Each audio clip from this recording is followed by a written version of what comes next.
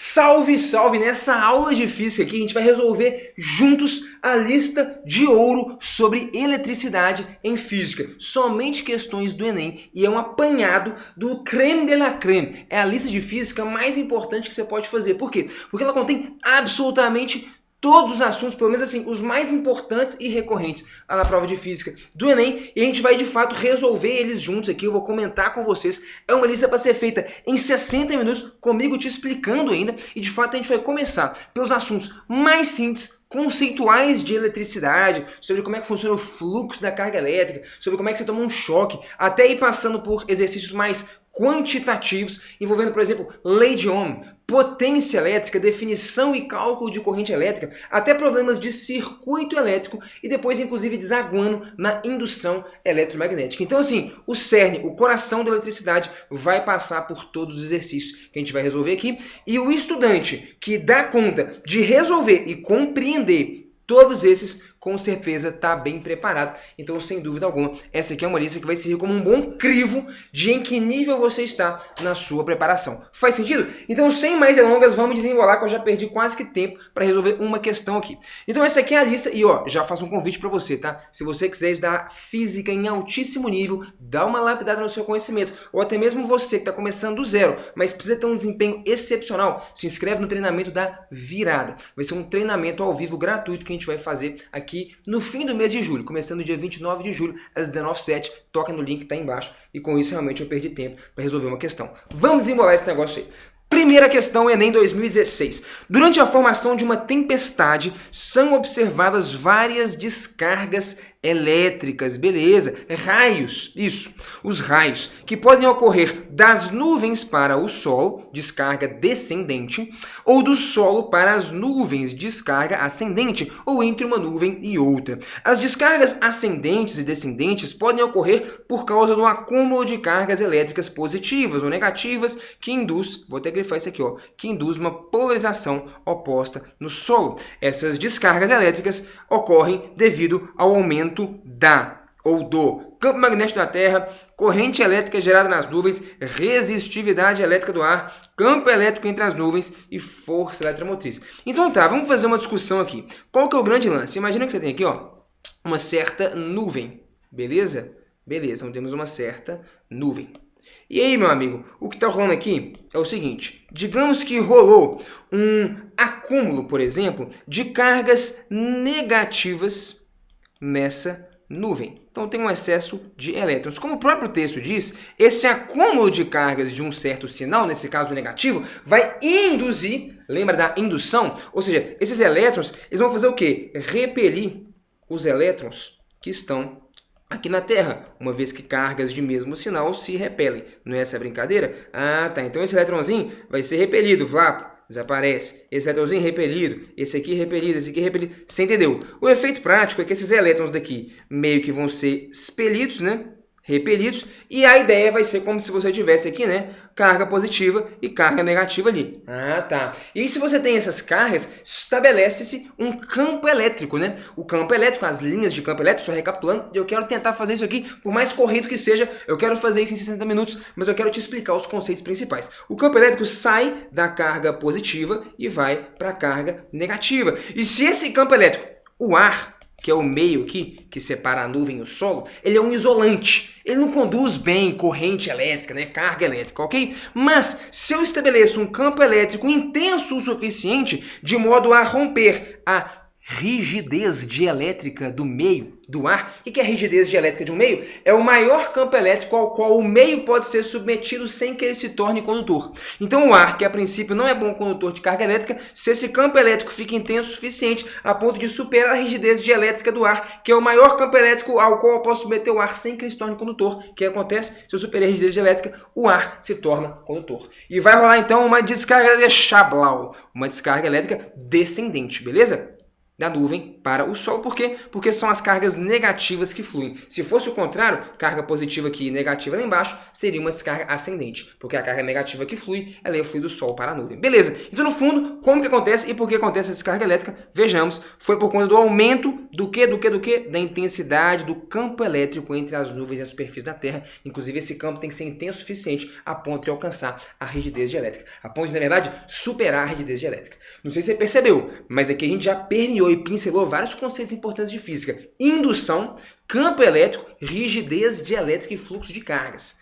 Como eu disse, se você der conta de entender com clareza todos os princípios que a gente vai passar por cada questão, você meio que tem a manha em elétrica, beleza? Esse é o objetivo dessa lista, ela foi montada com essa finalidade. Beleza, vamos para a próxima sem perder tempo.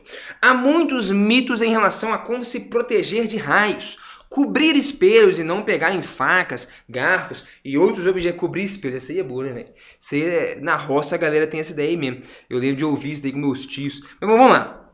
Mas, de fato, se houver uma tempestade com raios, alguns cuidados são importantes, como evitar ambientes abertos. Beleza, se esconder, meu filho. Entrar debaixo da cama.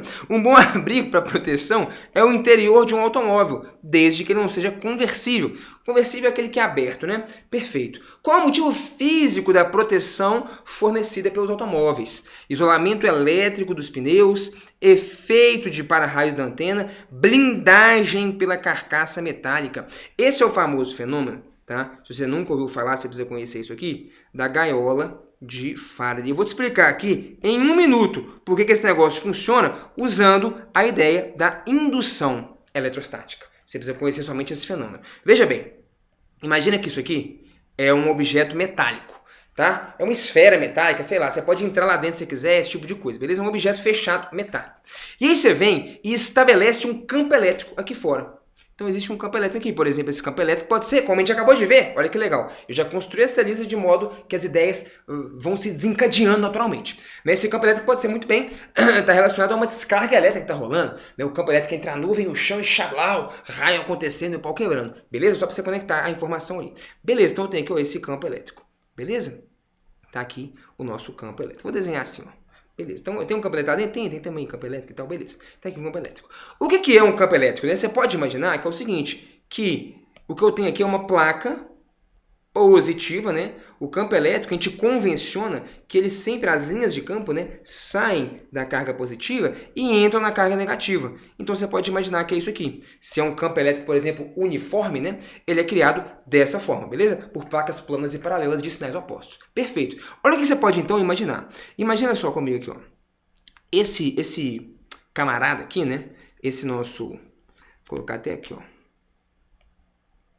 Esse nosso condutor, digamos que ele é neutro, ele não está carregado em nada não. Então, para cada próton eu tenho um elétron. Para cada carga positiva, eu tenho uma negativa, de tal sorte que a carga total é zero. Ah, beleza, tá. Só que o que acontece? Se eu tenho um campo elétrico desse jeito aqui, olha que massa que acontece. Vamos lá. Essa carga elétrica, essa placa inteira, na verdade, negativa, essa placa negativa, ela vai fazer o quê, cara? Ela vai repelir a carga negativa. Lembra que só a carga negativa que tem mobilidade. Então, esses elétronzinhos aqui, eles vão ser repelidos. E eles vão vir parar do lado de lá. Ah, tá. Isso aqui, inclusive, é mais um jeito de você entender por que a carga negativa ela sente uma força elétrica no sentido oposto ao do campo elétrico. Não é isso? Olha para você ver. O campo elétrico apontou para a direita, mas as cargas negativas foram repelidas para a esquerda. Lembrou desse negócio aí? Conecta essas ideias aí que elas são importantes, tá? Não vão ser muito relevantes aqui, mas só para você sacar o contexto. Beleza. E olha que interessante. Agora, olha que louco. O meu próprio condutor, ele foi polarizado, na verdade o termo mais correto é induzido. Polarizado a gente usa quando é isolante, mas rolou uma indução de cargas. Meu condutor continua neutro. Para cada elétron tem um próton, cada elétron um próton, a carga total é zero. Perfeito. Mas ele foi induzido, ou seja, eu arrastei as cargas negativas para um lado e positivas para o outro, de tal sorte que eu criei um campo elétrico lá dentro. Pô, é verdade, um campo elétrico induzido. Ah, tá. E como é que é o campo elétrico mesmo? Ele sai da carga positiva e faz o quê? Vai para a negativa. Esse campo elétrico induzido nosso aqui, então, tá aqui. Ele sai da carga positiva e faz o quê? Entra na carga negativa. Campo elétrico, caramba, campo elétrico induzido. E a gente consegue provar que essa distribuição de cargas, ela se dá de tal maneira que o campo elétrico externo, que é o cara de verde, tem o mesmo módulo, o mesmo valor do campo elétrico induzido, que é o cara de vermelho. Ou seja, o campo à direita, tendo o mesmo valor que o campo à esquerda, quanto que vai dar a soma lá dentro? Zero. Ah, tá. Então, lá dentro, o que acontece é que o campo elétrico ele é nulo. Eu estou te explicando o princípio por trás da gaiola de Faraday. O campo elétrico no interior, beleza? De um condutor em equilíbrio eletrostático, ele é nulo. Por que ele é nulo? Porque existe um campo externo, ele entra lá dentro? Entra. Mas esse campo externo gera uma indução de cargas, a carga induzida gera um campo lá dentro, induzido, que é contrário ao campo externo, e aí entra em detalhes matemáticos que o tempo não vai me deixar explicar, mas o campo induzido é igual ao campo externo, de tal maneira que o campo se anula e o campo elétrico interno é zero. Meu irmão, essa aula aqui já é naturalmente na velocidade 2x. O que está acontecendo aqui então é a blindagem pela carcaça metálica. A gaiola de Faraday, ou a blindagem eletrostática, é este fato que diz que se você tem um condutor, o campo elétrico no seu interior é sempre zero. Um condutor em equilíbrio eletrostático, né? Um carro é um condutor, é uma gaiola metálica, né? Poderia ser uma bola metálica aqui e tal, uma caixa metálica. Um carro você pode enxergar com uma caixa metálica. Então tá rolando ali o fenômeno da blindagem eletrostática. Gaiola de Faraday. Cacete, hein? Eu não sei se você percebeu, bicho, mas essa explicação aqui foi rica. Provavelmente você já até ouviu falar disso aqui, mas você nunca amarrou e conectou essas ideias desse jeito aqui. De novo, passando por várias coisas importantes. Explicação de indução, de campo elétrico induzido, e inclusive de movimento de cargas negativas em campo elétrico e por que elas têm sentido oposto ao do campo. Tudo tá aí, esses conceitos são importantes você saber para que você tenha um domínio bom da elétrica. Próxima questão. Simbora? Você tá doido, meu filho? No território brasileiro, existem períodos do ano que apresentam queda na umidade do ar, fazendo com que o ar fique bastante seco. Nessa época, é comum observar que as pessoas, ao saírem do carro e tocarem a maçaneta da porta, levam pequenos choques elétricos. Beleza, por que as pessoas levam pequenos choques elétricos quando o ar fica bastante seco? O que significa ar bastante seco? Pouca umidade, poucas moléculas de H2O. Perfeito. Além disso, pessoas que ficam muito tempo em contato com aparelhos eletrodomésticos ou que dormem com roupas feitas de determinados materiais, como a seda, ao tocarem objetos metálicos, também sentem descargas elétricas. Então aqui, ó.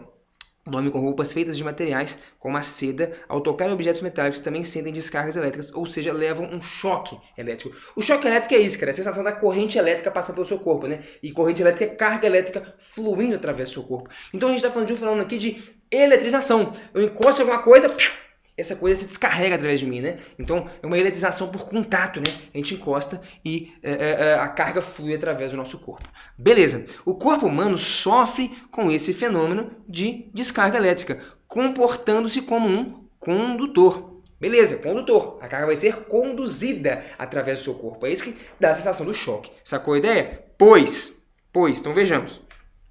Oferece resistência nula ao movimento da quantidade líquida de carga através do corpo. Permite que uma quantidade se desloque com facilidade? Permite que uma quantidade se desloque com dificuldade. Bom, vamos lá.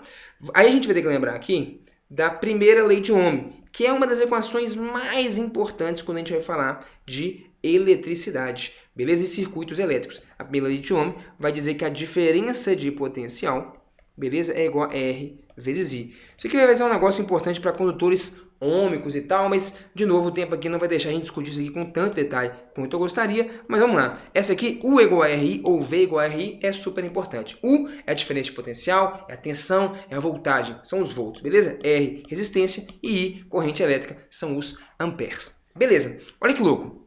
Se você está sentindo um choque, o que está acontecendo? Existe uma certa corrente correndo através do seu corpo, sendo percorrida através do seu corpo. E essa corrente tem que ter alguma certa intensidade. Se a corrente for muito baixa, muito desprezível, você nem ia sentir nada. Quanto mais intensa essa corrente, maior é a sensação do choque. Então vou escrever desse modo aqui. Então vamos analisar aqui do ponto de vista de resistência.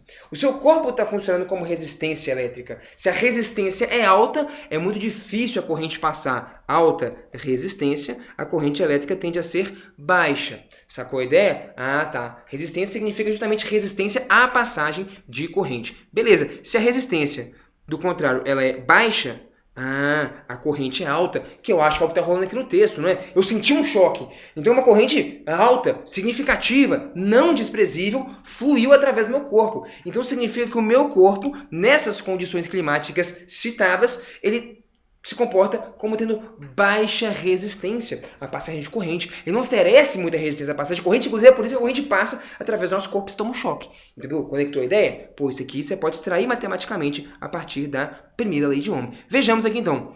Cadê? Então seria a letra C.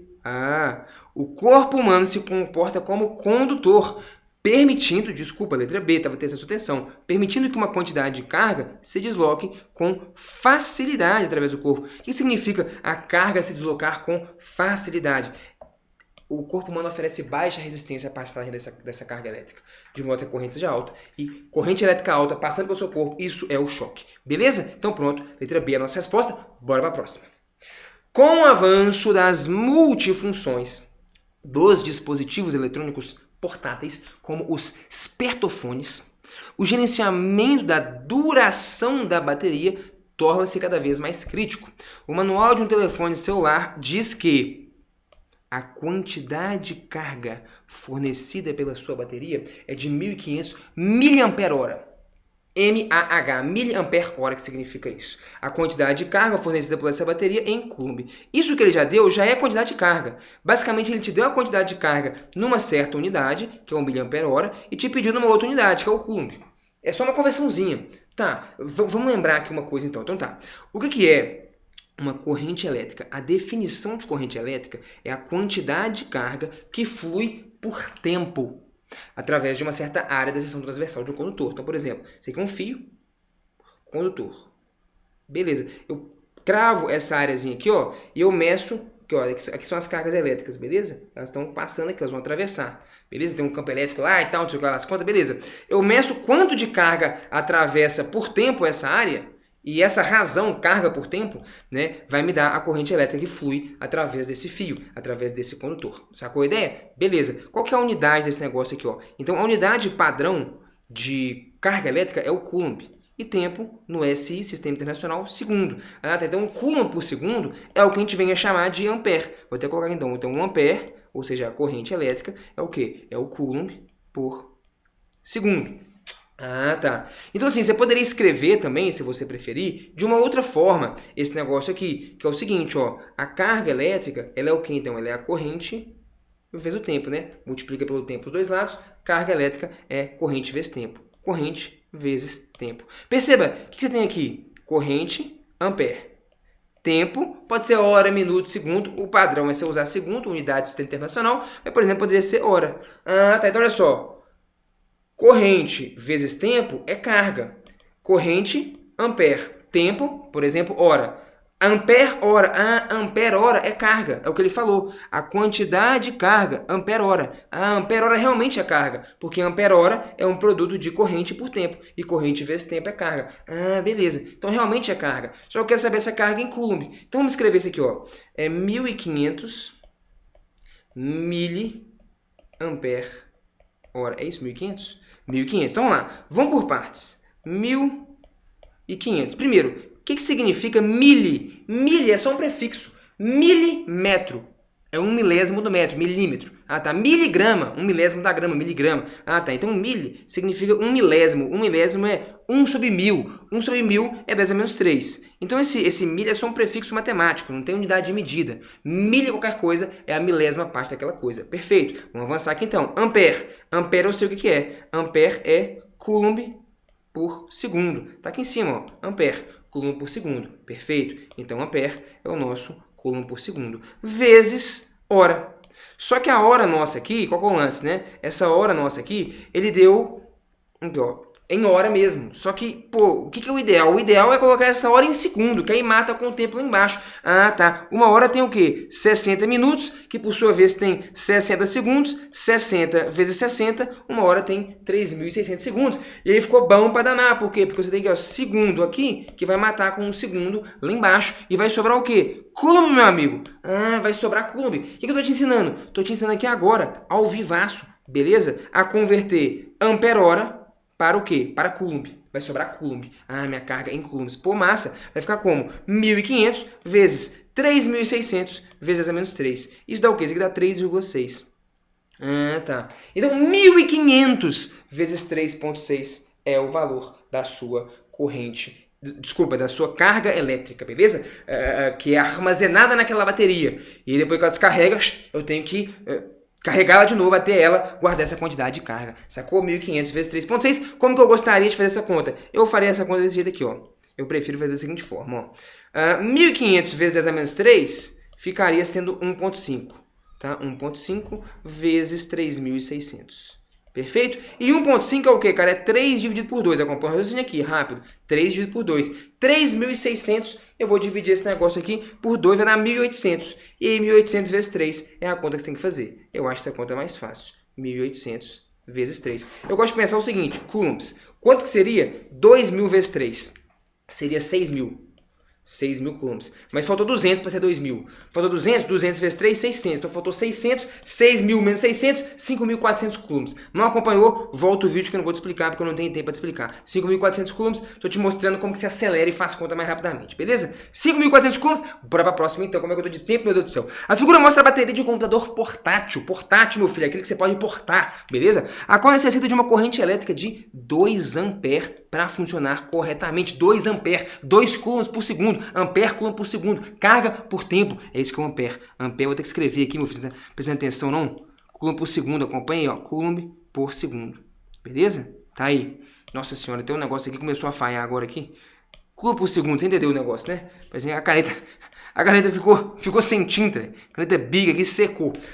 Quando a bateria está completamente carregada, o tempo máximo em minuto que o notebook pode ser usado antes que ela descarregue. Aí, você vai ter que ler aqui, ó. Olha o que tem aqui, ó. 4.400 mAh. Não sei se tá dando pra você enxergar, ó. 4.000. A foto tá meio ruim, né? Mas ele tá falando a carga total que essa bateria consegue armazenar. 4.400 mAh. Então, veja bem. É a equação que a gente acabou de usar. É isso aqui, ó. Ah, tá. A questãozinha, então, de 2017, né? Veja bem. Corrente elétrica é carga por tempo. E o que ele pediu? O tempo que esse notebook pode ser usado. Ah, então, trocando aqui, ó, o tempo, ele é o quê? Carga dividido pela corrente. Eu tenho a carga total armazenada? Tenho. Eu tenho a corrente elétrica? Tenho. Então, eu acho quanto tempo demora para descarregar. Ah, entendi. Então, aqui, ó, a carga, eu tenho. A carga, ela é de... Vamos colocar aqui, ó. A carga, ela é de 4.400 mAh. Tá na imagem ali, né? Beleza. E a corrente é de 2 amperes. Pô, maneiro. O que sobrou? Tá massa. Ampere, matou com ampere. Nossa, ficou bom pra danar, meu filho. 4.400 dividido por 2.200. 2.200. Só que 2.200 o quê? Milhora. O que é uma milhora? Você não sabe o que é uma milhora, mas tá de boa, você sabe matemática. Você sabe o que os termos e os símbolos significam. Você sabe que 2.200. Mili, lembra aqui, cara. Mili é o prefixo 10 a menos 3. Milissegundo, milésima parte do segundo. Miligrama, milímetro, sua mãe é a milésima parte da sua mãe. Beleza? Mili, 10 a menos 3. Tá aqui. E hora? Hora é 3.600 segundos. Na verdade, não, vou pôr em minutos, né? 1 hora são 60 minutos. Por que eu vou pôr em minutos e não em segundos? No outro eu botei em segundo. Sim, por que no outro eu botei em segundo? Tem que ter o traquejo. Eu botei em segundo porque tinha segundo lá embaixo. Eu queria cancelar e matar esse segundo para sobrar coulomb porque o que ele pediu, a carga em coulomb. Ah, tá. Aqui eu botei em minuto porque eu já estava ali pondo segundo, que é o mais comum porque é a unidade do Sistema Internacional de Unidade de Medidas. Mas aqui ele pediu o tempo em minuto. Ah, tá. Pô, vou jogar para segundo, vou jogar para minuto para perder. Entendeu? Não vou jogar para segundo para depois jogar para minuto. Não é maluquice. Então, essa hora, 1 hora, são 60 minutos. Meu Deus do céu, que bonito isso aqui. Então, essa hora eu botei aqui 60 minutos. Esse milho eu botei aqui 10 a menos 3. Aí, meu amigo, é correr pro abraço. Quanto vai dar esse negócio aqui? 2.200. A milésima parte dividido por 1.000. Caminho 1, 2, 3 casas decimais que essa vai dar 2.2, meu filho. 2,2 vezes o quê? 60 minutos. Você tá doido, meu filho? 60 vezes 2 daria 120 minutos. 120 minutos. Beleza, mas não é 60 vezes 2, não. É 60 vezes 2.2, meu filho. E 60 vezes 0,2 vai dar 12. E 12 mais 20 vai dar 132. 132 minutos, meu filho. 132. Computadorzinho ok, razoável, né? Desligado. A tomada funciona um pouquinho mais de 2 horas. 2 horas dariam 120 minutos, né? 102 minutos. Você vem aqui, marca o X na letra C e taca ali pau e corre para a próxima. Ao pesquisar em 2018 um resistor feito de um novo tipo de material, um cientista observou o comportamento mostrado no gráfico tensão versus corrente. U por I.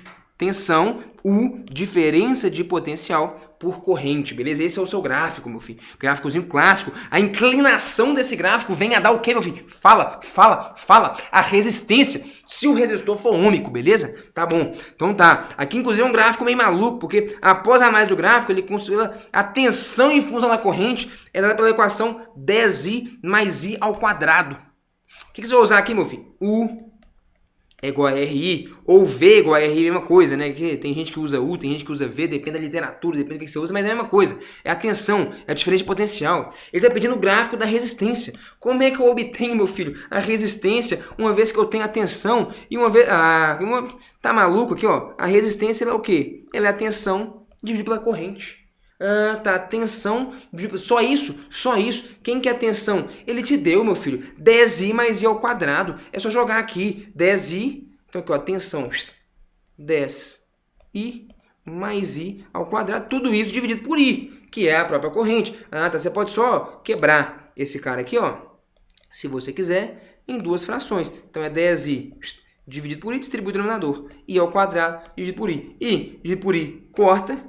I ao quadrado dividido por I vai dar I, então a sua resistência ela é o quê? 10 mais I. É como se fosse aqui, ó, Y é igual a 10 mais X. Qual que é a equação desse negócio aqui, meu filho? Y é igual a 10 mais X. Se você tiver aqui, ó, X, Y. Essa equação aqui, ó, é a equação Y igual a X. Beleza. O que muda? Se você quer a equação do y igual a 10 mais x. Esse 10 é o coeficiente linear, meu filho. Vai mostrar aonde essa função y é igual a 10 mais x ou x mais 10. Vai mostrar onde essa função que intercepta o eixo vertical. Esse é o seu gráfico? Esse é o seu gráfico. Uma reta inclinada de 45 graus. Beleza? Porque o coeficiente angular é 1. 1 vezes i. Tá. 1 é a tangente 45. Beleza. Então, uma reta inclinada de 45 graus que passa onde? Corta o eixo vertical do 10. Cadê? Alternativas. Reta horizontal, nada a ver. Reta horizontal, viagem total. Reta inclinada, até faz sentido. Mas essa aqui está passando na origem. E essa aqui é a única que passa no 10. Que de fato é o que há de ser. O que você faz? Marca a letra D feliz e corre para o abraço. Porque a letra D não tem nada a ver. Porque o negócio inclusive é curvo. E a equação que deu aqui é uma equação linear. É uma equação do primeiro grau. É uma função afim. E pronto, meu filho. Vamos para a próxima, então. Mais uma questãozinha que você vê. Ela cobra o quê? Essa aqui é simplesmente o U igual a RI. Não tem segredo. Só que num contexto diferente, num contexto de interpretação de gráficos. Então, você teria que manjar um pouquinho de funções e gráficos de funções, sacou? Essa aqui envolve um pouquinho mais da matemática. Mas beleza, suave. Nada demais pra gente, não. Então tá bom. Cadê? Bum. A capacidade... Essa aqui começou a ficar bonito. Porque agora vai começar a envolver energia. Beleza, passamos por diversas coisas, questões qualitativas, questões teóricas, questões falando de indução, questões falando de movimento de cargas, de blindagem, depois começamos a falar de lei de Ohm, depois do meio de lei de Ohm apareceu um pouquinho ali carga elétrica, definição de corrente elétrica, como é que você converte ampere-hora para coulomb, esse tipo de coisa. Continuamos falando de lei de Ohm e agora o que vai entrar aqui nessa bodega vai ser a potência elétrica. E esse é um negócio extremamente importante, viu? Presta atenção. Se liga, a capacidade de uma bateria com acumuladores, tal como a usada no sistema elétrico de um automóvel, é especificada em ampere-hora. Ampere-hora é o quê? Você já sabe. É carga elétrica, meu filho. Você converte esse negócio para coulomb a hora que você quiser. Beleza. Por que é carga elétrica mesmo? Lembrando, ampere, corrente, hora, tempo, corrente vezes tempo é carga. Q é igual a I vezes ΔT. Carga é I, corrente vezes tempo. Corrente vezes tempo é isso aqui, é carga. Uma bateria de 12 volts e 100 ampere hora. Então vamos lá, ó. A tensão é de 12 volts. A carga é de 100 ampere hora. Ela fornece 12 joules para cada coulomb, que não é novidade, porque volt é joule por coulomb, né? Isso aqui é uma coisa que você falar 12 joules por coulomb. Tá. Voltagem é isso? Sim, é energia por tempo. Tá. 12 volts é 12 joules por coulomb. É uma bateria que para cada coulomb de carga que passa ali, ela fornece 12 joules de energia potencial elétrica para que ela percorra o sistema. Tá. Isso significa uma bateria de 12 volts. Cada coulomb de carga, ela injeta 12 joules de energia naquele cara. É isso? É isso. Beleza, então isso aqui fornece 12 joules para cada coulomb. É meio com a descrição do que é ter 12 volts de tensão. Um negócio meio... Não precisava estar ali, né? Beleza.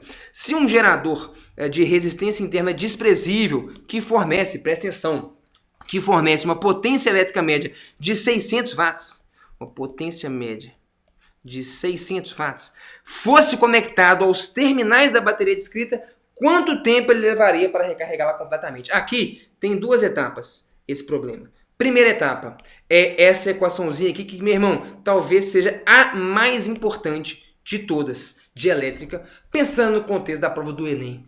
Beleza? Então talvez seja a mais importante de todas o que a gente vai discutir aqui. Potência é igual a I vezes U. Potência é corrente elétrica vezes tensão. Isso serve para um resistor, isso serve para uma televisão, isso serve para uma geladeira, isso serve para o diabo a quatro. Qualquer dispositivo elétrico, você pode calcular a potência dele usando essa equação. Então é uma equação bem ampla, bem geral. Pega a corrente que está passando através do cara, pega a diferença de potencial nos terminais dele, multiplica essas duas coisas, você vai ter quanto de energia que esse cara está consumindo por tempo, que vem a ser o quê? Potência, energia por tempo. Beleza, então vamos lá, vamos fazer essa continha aqui. Ó. Nesse caso, você tem aqui alguns dados, olha só. A potência é de 600 watts. A corrente, eu não sei, mas a tensão é 12 volts. Então você vai ter I vezes 12. De tal maneira que o seu I é o quê? 600 dividido por 12, meu filho. E até ontem, esse mundo muda depressa demais, mas estava dando 50 amperes. Uma vez que você tem quanto que vale a sua corrente, que é de 50 amperes, o que você vai se apegar aqui agora? Agora você vai voltar a fazer mais ou menos o que a gente estava fazendo. Que era o quê? Então essa aqui é a etapa 1 do problema. Vamos lá. Quem quer, então, a etapa 2 do problema? O negócio ficou até torto aqui. Vamos lá, aqui, ó. Etapa 2 do problema vem a ser o seguinte. Etapa 2. Agora sim, você vem aqui, ó.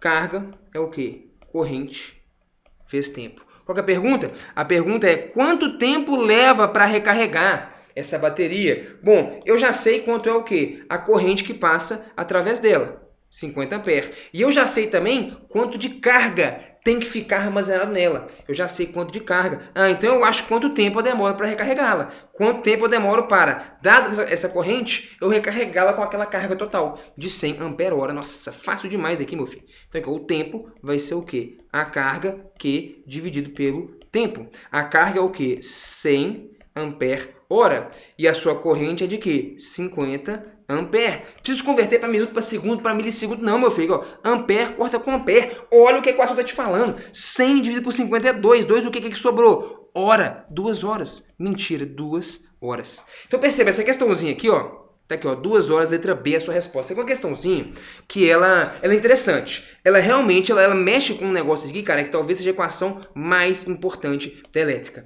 Potência. Produto da corrente pela tensão. Foi o que a gente usou aqui. Essa aqui era a primeira etapa, que era uma novidade. A segunda etapa é a coisa que a gente fez. Então você já viu que esse lance de ampere-hora, dessa equação aqui, que é a definição da corrente elétrica, é bastante importante. Tá aparecendo umas 3 questões aqui na nossa listinha. É um negócio que você tem que saber. Beleza? Questãozinha excelente, cara. Pra você revisar, pra você refazer algumas vezes. Esse negócio tem que estar aqui, ó, nas entranhas. O significado de cada coisa, de cada equação dessa aqui. Bora pra próxima, meu filho. Recentemente foram obtidos, meu tempo tá acabando, mais da metade já passou, os fios de cobre mais finos possíveis, contendo apenas um átomo de espessura, que podem futuramente ser utilizados em microprocessadores. O chamado nanofio, representado na figura, pode ser aproximado por um pequeno cilindro de comprimento 0,5, vou botar aqui, ó, L, comprimento 0,5 nanômetros. Não sei se está sabendo, nano alguma coisa, se bem que ele falou, né? Nano é 10 a menos 9 daquela coisa, então não precisa nem escrever isso aqui não.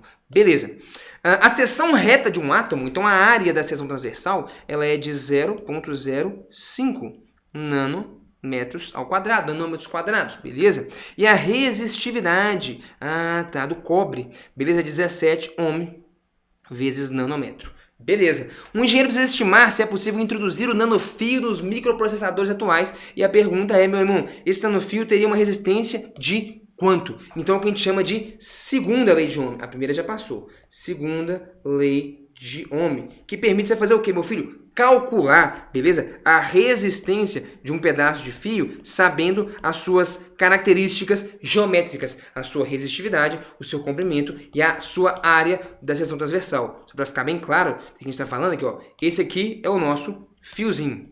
Beleza? Eu quero calcular a resistência dele. Eu preciso saber a sua área da seção transversal, que é esse camarada aqui, e eu preciso saber quem é o seu comprimento. Ah, tá. L. E a sua resistividade, que é uma propriedade intrínseca do material. Então, algo importante. A resistência de um material depende das suas características geométricas. Então, a resistência de um fio depende do tamanho do fio, depende da área da seção transversal desse fio. Ah, tá. Beleza. Mas a resistividade não. A resistividade do cobre é a resistividade do cobre. E a resistência de um fio de cobre? Ah, aí vai depender, primeiro, se ele é de cobre, que eu defino a resistividade, mas vai depender do tamanho, vai depender da área, esse tipo de coisa. Sacou a ideia? Pô, beleza. Então tá, então vamos acelerar, vai fazer conta, aqui é só substituir mesmo. Não tem muito segredo não, cara. É jogar direto na fórmula, entender mais ou menos as unidades de medida e tal, e pronto. Então olha só, resistividade, 17 ohms, vezes, colocar assim, ó, nanômetro. Beleza, vezes L. Quem que é o L? O L é 0,5 nanômetros.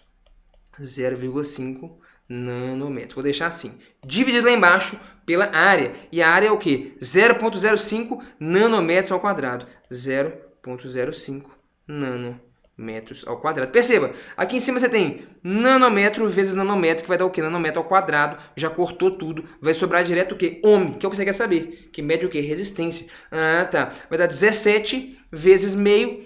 Aqui você poderia até fazer essa continha aqui. Vamos colocar 17 vezes 0,5 dividido por 0,05 vezes ohm, né? Lembra disso? Sobrou o quê? Ohm. É o que você quer, meu filho. Sobrou justamente ohm. É o que você quer. A resistência desse pedaçozinho, desse fiapo, desse nanotubo de fio de carbono, de sei lá o que nas contas. Beleza? Quando é esse aqui? 0,5 dividido por 0,05. Esse cara lá de baixo, ele é o quê? Ele é 10 vezes menor do que aquele. Ah, tá. Se eu divido por um número que é 10 vezes menor, ou você preferiu, eu também gosto de fazer essa conta, né? O que é 0,05? Se você preferir 0,05, se facilita a sua compreensão. Eu tô aproveitando aqui para te dar umas deixas matemáticas, nem tem a ver com o nosso negócio, isso aqui é um áudio difícil. Isso aqui é o quê? É 0,5, aqui ó, 0,05. Isso aqui é 0,5, beleza?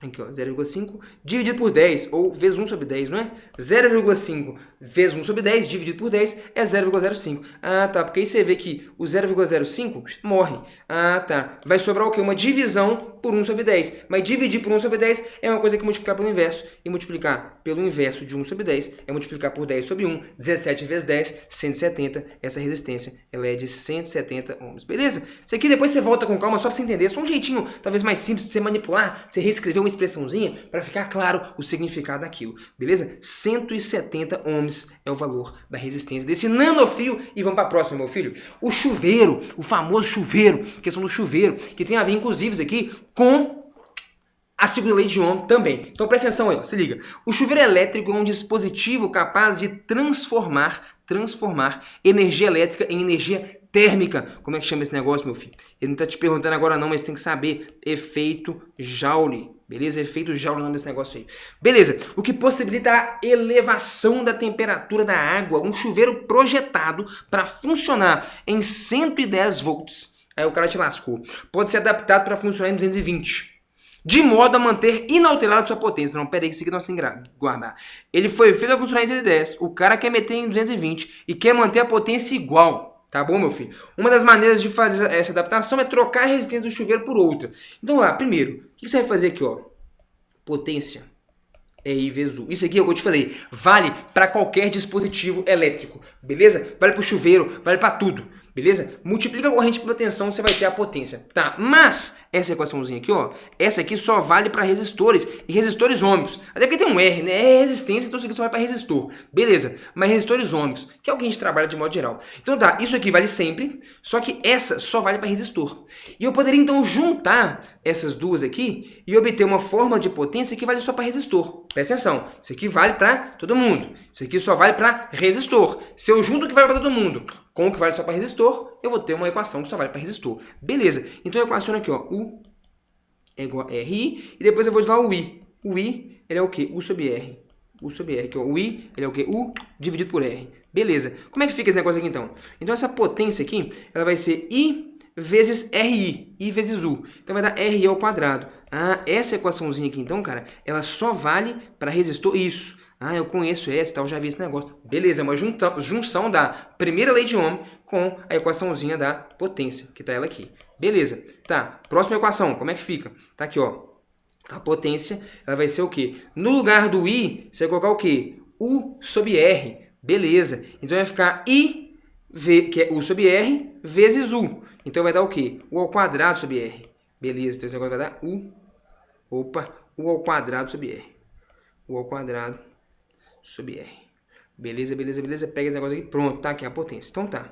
Eu tenho essas duas equaçõezinhas de potência que valem para resistores. Então presta atenção. A potência elétrica dissipada em qualquer dispositivo elétrico está aqui. A potência elétrica dissipada por efeito Joule em resistores, eu posso calcular, por exemplo, dessas duas formas. Posso calcular por essa aqui também, lógico, né? Mas aqui são equações mais específicas. E essa aqui vai ser interessante. Por quê? Olha que interessante. Vou pegar de baixo. Por que de baixo? A de cima fala de corrente. Mas no texto ele não me fala nada de corrente. Ele fala de tensão, ó. O cara foi feito para funcionar 110. E eu vou botar ele para funcionar no dobro. 110 vezes 2, 220. Ah, tá. Essa equação aqui é boa. Por que ela é boa? Porque ela tem a ver com os dados do problema.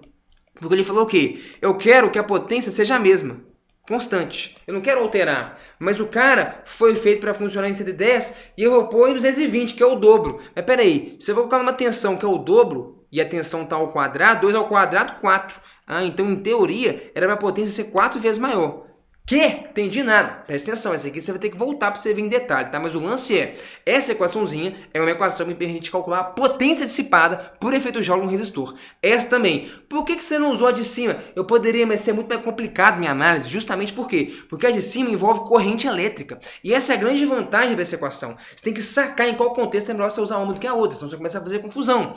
Beleza? Analisar pela equação de cima ou a de baixo vai dar o mesmo resultado. Só que a de cima vai dar muito mais trabalho, porque ela envolve corrente elétrica e ele me deu somente informação de tensão e não de corrente. Ah, entendi. Saquei. Por isso que eu fui na de baixo, porque ele me deu informação de tensão. E o que ele falou foi, o cara funciona em 210. Eu vou pôr em 220, que é o dobro. O dobro ao quadrado, 2 ao quadrado, 4. Então, em teoria, era para potência ser 4 vezes maior, se eu só colocasse ele no dobro de tensão. Só que ele fala que ele quer que a potência fique constante. Se a potência tem que ficar constante, o que tem que acontecer então? A resistência também tem que ficar 4 vezes maior, porque se tem 4 em cima e 4 embaixo, aí cancela. Ah, tá. Então eu acabei de descobrir que minha resistência tem que ficar 4 vezes maior, para cancelar o efeito do aumento de potência pelo fato de eu ter aumentado a tensão. Eu entendi. A tensão dobrou, 2 ao quadrado, 4. Eu ia fazer a potência ser 4 vezes maior, só que se a resistência ficasse também 4 vezes maior, o 4 em cima cancelou o 4 embaixo e morreu. Beleza. Então minha resistência tem que ficar 4 vezes maior. Vamos para a segunda parte do problema, que é isso aqui. Rho vezes L sobre A. O Rho é a resistividade, é uma propriedade do material. Isso aí não muda. Beleza, o que eu preciso? Eu preciso que a minha resistência fique o quê? 4 vezes maior. Quais as opções? O fio ser 4 vezes maior, o L ser 4 vezes maior. Se o L for 4 vezes maior, minha resistência fica 4 vezes maior. Tem isso? Dobro do comprimento do fio? Não, o quádruplo tem que ser. Metade do comprimento do fio? Não, é o quádruplo que tem que ser. Aí que ele fala da área. Então vamos ver na área. Então beleza, no comprimento eu já vi. Tinha que ser 4 vezes maior, não tem essa opção. Beleza, para resistência aumentar em 4 vezes, qual que seria a minha opção? A minha área ser multiplicado por 1/4. Por quê? Porque dividir por 1/4 é a mesma coisa que multiplicar por 4. Ah, tá. Dividir por 1/4 é a mesma coisa que multiplicar por 4, né? Se a minha área fica 4 vezes menor, se a minha área diminui 4 vezes menor, minha resistência aumenta, fica 4 vezes maior. Ah, tá. Então eu preciso de ter o quê? Letra E. Ah, tá. O meu fio tem que ter a quarta parte da área. Se a área fica 4 vezes menor, a área diminui, a resistência aumenta, fica 4 vezes maior, que é o que eu preciso para cancelar o efeito. Pô, essa foi boa, hein? Já envolvi essas duas equações que são bem importantes na análise. Dominar essas aqui, cara, é imprescindível para você fazer boas análises de questões, de modo geral, envolvendo efeito Joule e tal, que cai bastante no Enem. Próxima questãozinha, meu filho, vamos lá. 3 lâmpadas idênticas foram ligadas no circuito, blá, blá, blá. O técnico concluiu que as correntes que têm o mesmo valor. Não tem nada demais rolando nesse circuito, meu amigo. O que tem aqui acontecendo? Só pau quebrando mesmo. Corrente correndo para lá, para cá, não sei o que. Nada queima, nada acontece. Quais correntes são iguais? Bicho, vamos pegar um valor aqui? Múltiplo de 3, vai. Porque a corrente vai ter que dividir em 1, 2, 3 caras. Múltiplo de 3, você escolhe. 6, 12, 24. Vai, vou pegar 6. Chuta que a corrente aqui vale 6 amperes. Então a corrente aqui vale 6 amperes. Beleza. Ela chegou aqui, cara. Divide. Vai passar 2 amperes nesse cara, e vai subir quanto aqui? 4. Por que 4? Lei dos nós, meu irmão. O tanto de corrente que chegou, que é 6, tem que ser igual ao tanto de corrente que sai. 2 mais 4, 6. Ah, beleza. Aí esse 4 passa aqui. No que o 4 passou aqui, meu irmão, vai quebrar 2 amperes aqui, 2 amperes aqui, e vai subir mais quanto ali? Ó? Vai subir lá para cima mais 2 amperes também. 2 amperes aqui, 2 amperes aqui, 2 amperes, correto? Beleza. Então chegou aqui 4, passa 2 para cima, 2 para baixo. Por que passa 2 em todo mundo? Porque todos os caras são iguais, pô. Nenhum cara oferece maior resistência do que o outro em relação à passagem de corrente, então ela se distribui, né? Se divide de modo igual. 2 amperes em cada cara. Juntou 2 de um com 2 do outro, deu os 4. Lá, eram os 4 que estavam onde? Aqui. Ah, tá. Juntou aqui 4 mais 2 vai dar quanto? 6. Ah, tá. É os 6 que estavam aqui. Ah, então eu percebo que a corrente que passa em A é igual à corrente que passa em E, que vem a ser o quê? Nesse meu exemplo, eu chutei, inventei um número, você podia inventar o que você quisesse. 6 amperes é a corrente total do circuito. A corrente em A é igual a corrente em E. Beleza. Quais outras correntes são iguais ou têm o mesmo valor, né? Tá aqui, ó. Corrente em C, 2 amperes, e corrente em D, 2 amperes. Por verdade, a corrente em C é igual à corrente em D, que vale 2 amperes. É a corrente que passa na lâmpada 1 e na lâmpada 2, que inclusive é igual à da lâmpada 3, né? Mas essa aí não aparece. Então tá. IA é igual a IE. Beleza. IA é igual a IE e IC é igual a ID. IC é igual a ID, de fato, tá aqui. Pronto, letra A, nossa resposta. Questãozinha básica, simplesmente de distribuição de correntes em resistores em paralelo. Só lembrando, já que a gente está aqui fazendo uma revisão, então, né? U é igual a R vezes I. U é igual a R vezes I. U é o que, meu filho? É a diferença de potencial. Resistores em paralelo, por definição, são aqueles caras que têm o quê? A mesma DDP, a mesma diferença de potencial. Esse cara é igual para os caras. Ah, tá. Mesma diferença de potencial. Se os caras também têm a mesma resistência, ou seja, são todos iguais, mesma resistência, consequentemente, eles vão ter que ter o quê? A mesma corrente. Ah, tá. Faz sentido? Eu tenho uma equação. O lado esquerdo é igual para todo mundo. Os caras estão em paralelo. Mesma tensão, não é? Resistores em paralelo, mesma tensão. Beleza, os caras já são iguais, têm a mesma resistência. Então, meu irmão, vai ter que passar a mesma corrente por eles. É por isso que passa 2 amperes em um, 2 no outro, 2 no outro, blá, blá, blá. Beleza, circuitozinho simples. Vamos pro próximo, que é um pouquinho mais sofisticado. Que envolve aqui no caso a gente colocar amperímetros e voltímetros, o próximo fazer cálculo e aí a gente vai avançando.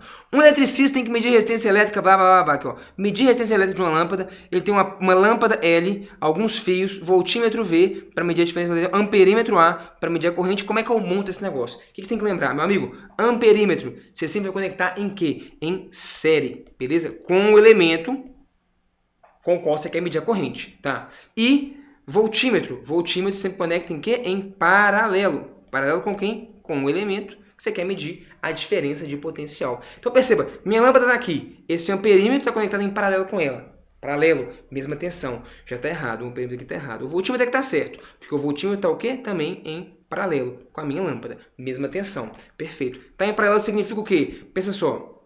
Isso aqui é um potencial, digamos, 0 volt. Quando eu caminho ao longo de um fio ideal, não tem quebra de potencial. Então aqui é 0 volt, aqui é 0 volt. Ah, tá. Entendi. Beleza, então olha só. E aqui, digamos que aqui vale, sei lá, 10 volts. Se eu caminho em qualquer ponto aqui de azul, também tem potencial de 10 volts. Se eu caminho ao longo de um fio ideal, o potencial não cai. Então perceba, a lâmpada tem DDP de 10 volts, 10 menos 0. O amperímetro tem DDP de 10 volts, 10 menos 0. E o voltímetro também tem DDP de 10 volts. Ah, tá. Todo mundo está em paralelo. Mesma tensão, mesma diferença de potencial.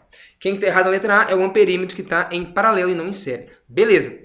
Aqui quem está errado é o voltímetro, porque ele está em série e não em paralelo. O que significa estar em série? Mesma corrente que passa em um, passa no outro. Mesma corrente está passando em todo mundo. Esses três elementos aqui, ó, voltímetro, amperímetro e lâmpada, estão em série. Voltímetro ligado em série está errado. Vejamos aqui. Temos aqui, ó, uma pilha. Esse aqui pode mais ou menos ser, talvez inclusive seja a resposta. Vamos avaliar já já.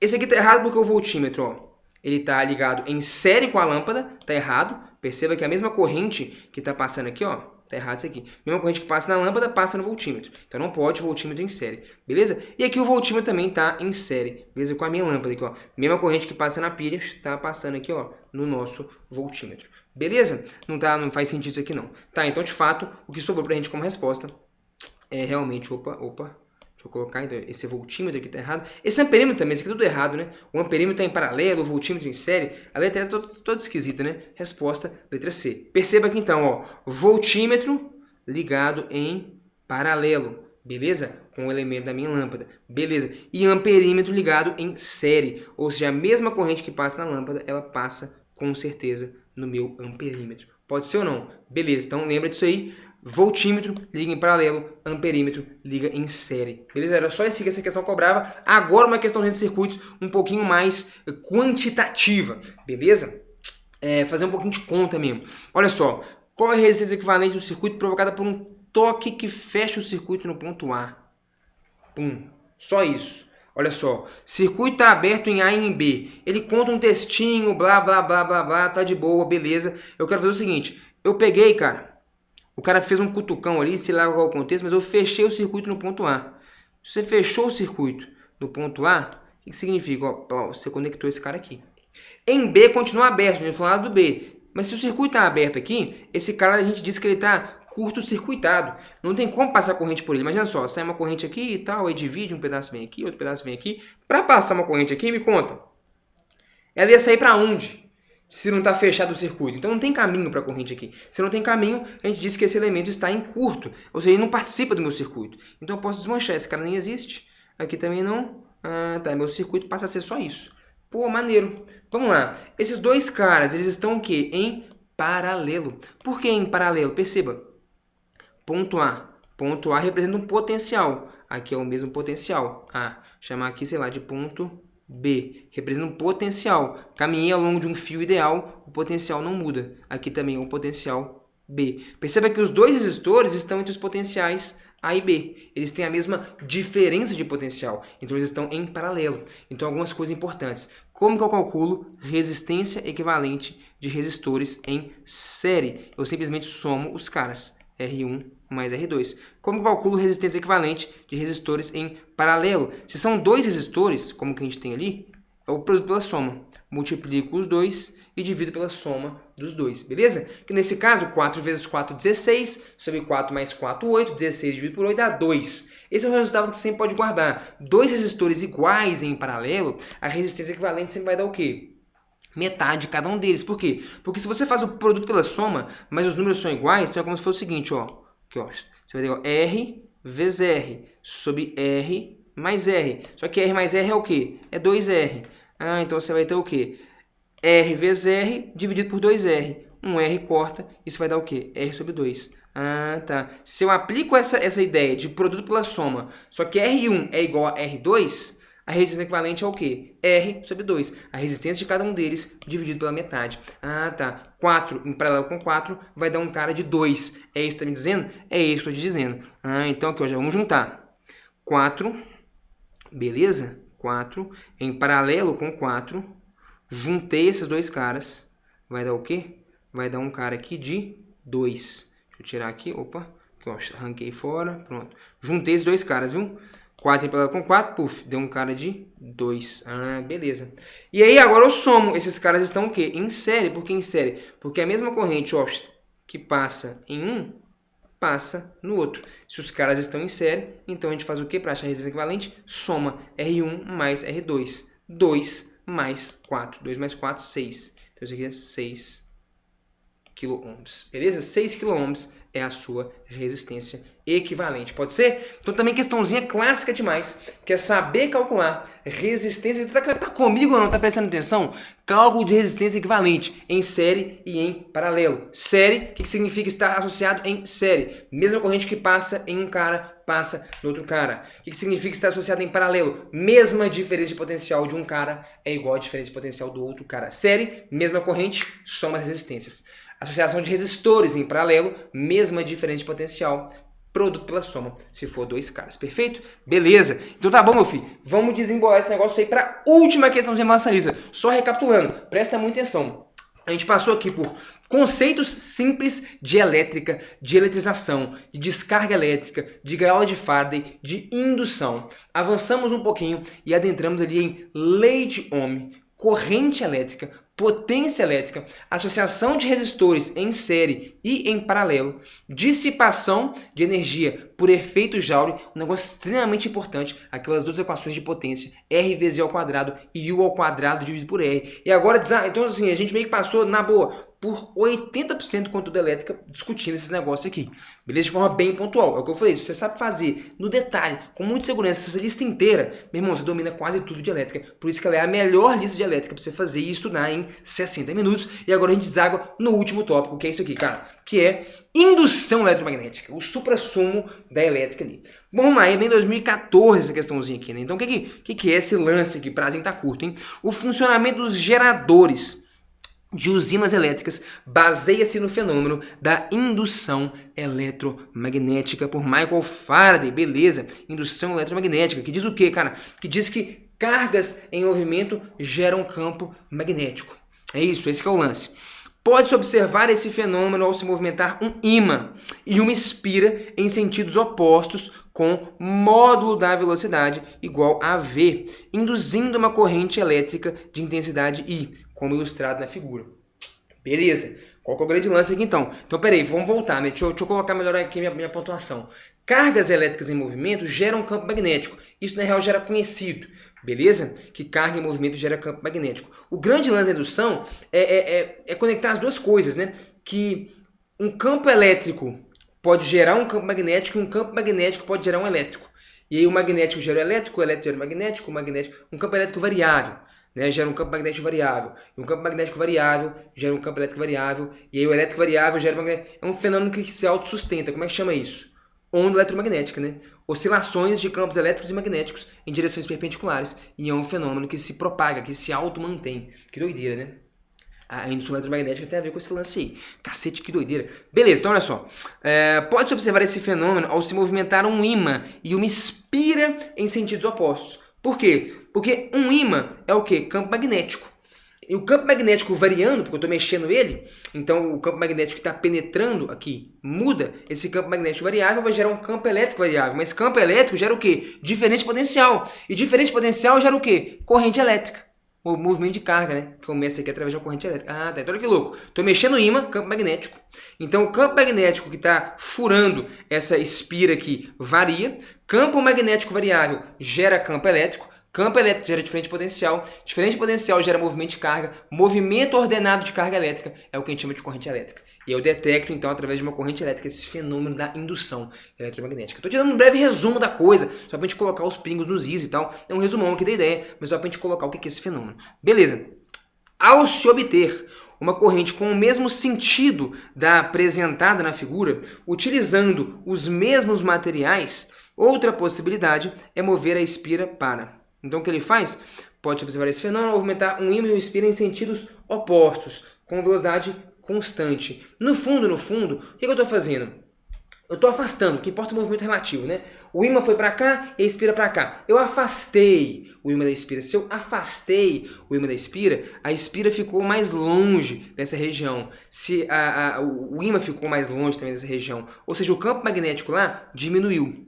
Se o campo magnético diminuiu, a gente falou que rolou o quê? Rolou uma diminuição do fluxo do campo magnético. Não é isso? Que a lei de Faraday vai te falar? Matematicamente, a força eletromotriz induzida, ela é o quê? Ela é a variação do fluxo magnético no tempo. Ah, tá. Para eu ter corrente elétrica induzida, eu preciso de ter o quê? Variação do fluxo do campo magnético. Caramba, é fluxo, o que é isso? Porra, pois é, cara, eu tinha que pôr, para ficar completo, uma questão de indução eletromagnética na lista. Mas indução é um negocinho mais denso. Se quiser saber mais disso, pelo amor de Deus, não deixe de se inscrever no nosso treinamento gratuito lá da virada do Lições de Física no fim de julho. Mas no fundo, se a gente for ser bem rigoroso, o que eu preciso quando eu tenho um fluxo de um campo magnético variando, isso gera uma corrente induzida.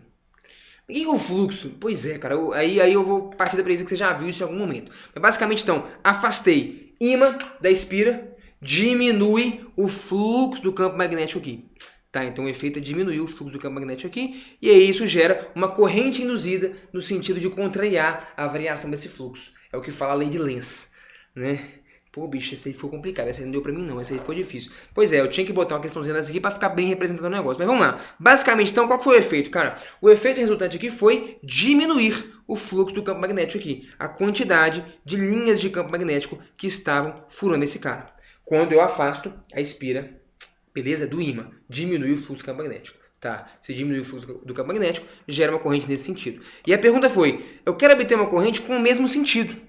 utilizando os mesmos materiais. E aí, o que eu posso fazer aqui também? Então vamos pensar que para gerar corrente nesse sentido, eu passei a ter cada vez menos linhas de campo furando esse camarada aqui. Beleza, cada vez menos linhas de campo. Então o que acontece? A corrente elétrica induzida pela lei de Lenz, ela vai girar em tal sentido que ela vai criar o quê? Um campo magnético nesse sentido. Um campo magnético no mesmo sentido, né? Para compensar essa variação. É o que a lei de Lenz diz. Como é que é? Aqui, ó, vamos lá. Eu passo a ter cada vez menos linhas de campo furando nesse sentido, não é? Porque eu afastei meu ímã. Para compensar isso, o campo magnético criado por essa espira tem que estar nesse sentido aqui. Então, para eu ter uma corrente circulando no mesmo sentido, basta que o campo magnético criado por ela tenha esse mesmo sentido, de estar o quê? Entrando da esquerda para a direita na minha bobina, na minha espira, perfeito? Como que eu posso fazer isso aqui? Eu posso mover a espira para a esquerda e o ímã para a direita com polaridade invertida. Então, ó, minha espira está aqui, só que meu ímã está aqui. Polaridade invertida, né? Norte para a esquerda. Eu vou mover a espira para a esquerda e o ímã para a direita. Se eu vou mover esses caras desse modo, como que é o campo magnético aqui, ó? Desse cara. As linhas de campo magnético saem do polo norte e fazem o quê? E entram no polo sul. Se eu faço essa aproximação, o que eu vou ter? Eu vou ter cada vez mais linhas de campo entrando aqui. Ah, tá. Para contrariar isso, eu tenho cada vez mais linhas de campo entrando aqui. O que vai acontecer pela lei de Lenz? A minha espira vai circular nela uma corrente elétrica tal que contrarie esta variação de fluxo que A originou. É isso que é o efeito da indução eletromagnética. Porra, esse aqui ficou foda. Se você nunca viu isso na sua vida, velho, você vai achar que é a coisa mais difícil do mundo. É um negócio meio abstrato, mas fica meio corrido aqui para eu te explicar em 3, 4 minutos. Mas basicamente, então, se eu aproximo esses dois caras, o efeito é ter cada vez mais linhas de campo furando, entrando aqui nesse polo sul, e para contrariar isso, as linhas de campo magnético induzido vão ter esse sentido. Elas vão contrariar, se tem cada vez mais linhas entrando da direita para a esquerda, minha corrente induzida vai criar um campo magnético em que as linhas entram da esquerda para a direita. Então a letra A, de fato, vai ser a nossa resposta. Você até pode discutir o restante aqui e passar um por um, você vai ver que isso não vai acontecer. Essa aqui é uma questãozinha um pouquinho difícil, que dá trabalho. Você teria que testar alternativa por alternativa para você ver de fato qual que vai ser condizente, qual que vai gerar a mesma variação de fluxo magnético, consequentemente vai obrigar a corrente elétrica a girar em um mesmo sentido que contrarie esta variação de fluxo magnético. Sacou? É esse que é o lance aí. Senhoras e senhores, foi um prazer. Essa aqui é a lista de elétrica mais importante de todas. Você sabe fazer tudo isso no detalhe, você domina 80% de tudo de elétrica que vai cair no Enem. Não deixa de participar do nosso treinamento da virada se quiser continuar estudando física em alto nível. Foi um prazer e até a próxima.